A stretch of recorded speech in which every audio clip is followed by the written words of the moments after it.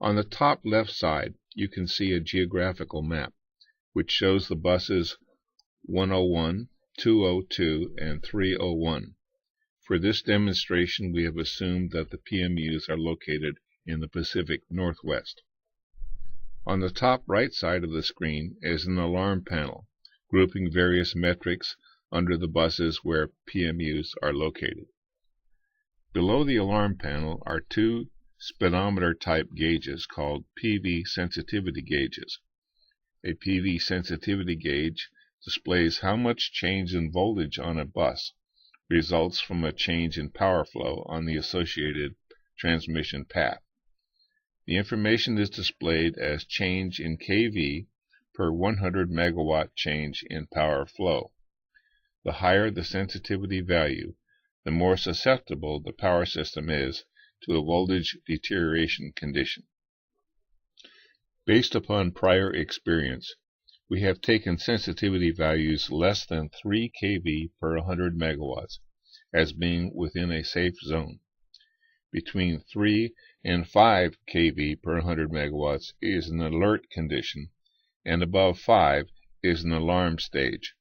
That's when an action may need to be taken, such as switching in shunt capacitors.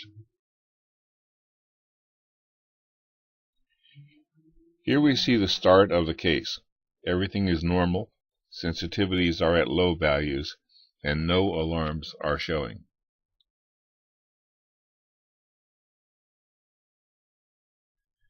Now, notice that a red-colored alarm appears for PV sensitivity under bus 301, indicating to the operator that a voltage stability problem has been detected at bus 301.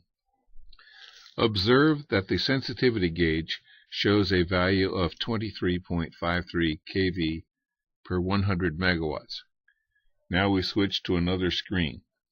This screen shows charts for real power and for bus voltages on the left, and a PV sensitivity chart on the right. The PV sensitivity chart displays the sensitivities in a time series format.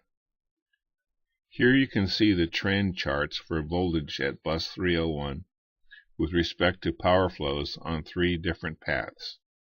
You will notice that the sensitivity for one of the trends has jumped to more than 20 kV per 100 megawatts.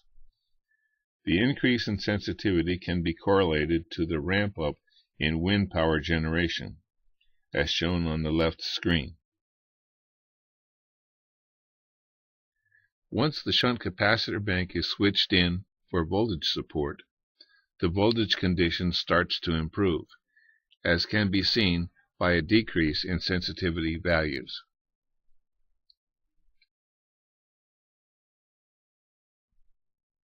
After a while, the voltages and power flows have been adjusted, as indicated by their almost flat profiles. These changes cause the PV sensitivities to fall well below their threshold values.